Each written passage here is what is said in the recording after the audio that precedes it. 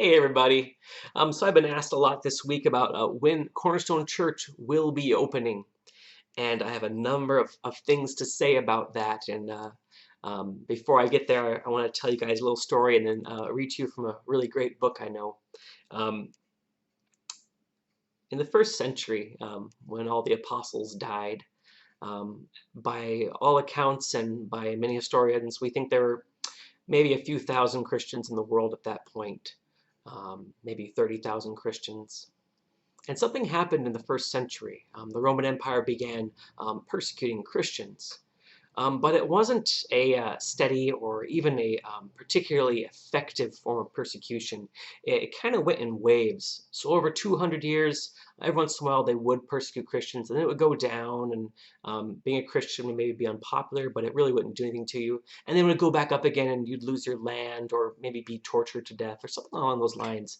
But there was very little persecution, but Christianity was never a dominant thing in the Roman Empire until a certain guy named Constantine changed some laws. He issued the Edict of Milan in 300s, and something happened at that point. Christians began to do some new things for the first time because they began to gain influence and power. They began to um, coerce people. They began to murder people.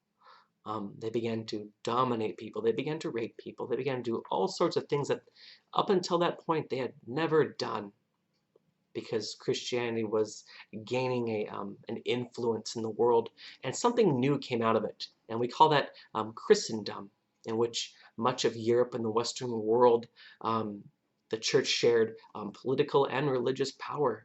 And it began to be a horrible, horrible thing for the church.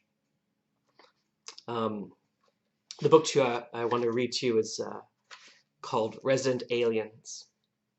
And it's talking about the church in the U.S. now. The loss of Christendom gives us a joyous opportunity to reclaim the freedom to proclaim the gospel in a way in which we cannot, when the main social task of the church is to serve as one among many helpful props for the state. Instead, we as Christians do this. We seek to influence the world by being the church. That is, by being something that the world is not and can never be, lacking the gift of faith and vision which is ours in Christ Jesus. The confessing church seeks the visible church, a place clearly visible to the world in which people are faithful to their promises, in which they love their enemies, in which they tell the truth, in which they honor the poor, in which we as Christians suffer for righteousness, and thereby testify to the amazing power that God has to create communities. If you want to read more about that, that's Resident Aliens by Hauerwas and Willimon. What am I saying? Cornerstone hasn't opened up yet, and for the foreseeable future, we won't be opening. When we can open safely, we will. The reality is, this whole time we could have been open. We would have been breaking some laws and some rules in our state, but as a religious institution, we would have been exempt from the penalty for breaking those laws. But we haven't done that, because here's the thing, folks. Whenever the church insists on its rights, whenever the church tries to manipulate from a place of dominance, it's never gone well. It's never been a good thing when the church is used for political purposes. Now, what am I saying and what am I not saying?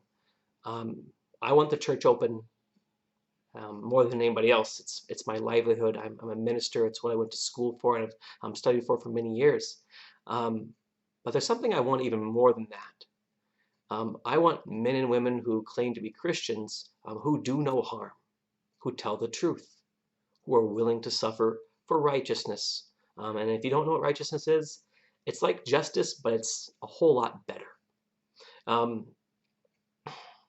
The church will open as soon as we can, safely, and in a way that the people around us understand that we're doing it to take care of them. When people see us insisting on our rights, being belligerent, or just being callous towards their needs and where they're at, that has never been a good thing for the church. And if the past 1700 years have taught us anything, when the church is in control of the world from a political and from a position of dominance, um, it doesn't fulfill its mission. Our mission is to be the church. Our mission isn't to be the world. Our mission is to be the church, to make disciples, to love people like Christ, and again, to speak truth. I'm looking forward to the day where we can all meet in person again. And when that day comes, I hope you're all able to come with a heart of humility and gratitude that we are able to once again meet safely when that day comes. Until then, take care and let God's joy and God's peace be evident in how you treat people. Have a great week. Take care.